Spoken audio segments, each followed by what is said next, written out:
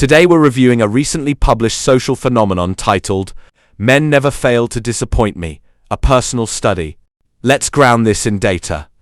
Psychology defines prejudice as assigning traits or outcomes to an entire group based on limited experience. That definition does not change based on intent, humor, or emotional justification. Research on cognitive bias shows that humans naturally overgeneralize negative experiences, especially when emotions are involved. This is called availability bias and outgroup homogeneity bias. In simple terms, a few vivid experiences feel like a pattern, even when they statistically aren't. Now here's where the paradox appears. Studies on social perception show that identical statements are judged differently depending on which group is targeted. When a generalization targets a socially protected group, it is labeled as prejudice. When it targets a socially dominant group, it is more likely to be interpreted as humor, venting, or empowerment. Same sentence, same logic.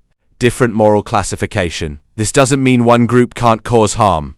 It means the standard for acceptable generalization changes based on direction. Data also shows that normalizing group-based blame increases polarization, even when framed as jokes or coping mechanisms. So the conclusion isn't controversial. Generalizations don't become accurate because they're emotional. They don't become fair because they're popular. And they don't stop being prejudice because they're socially rewarded. The paradox isn't that people get disappointed. The paradox is that we claim to oppose bias while practicing it selectively. That's not opinion, that's how the data reads. Welcome to the Paradox Project.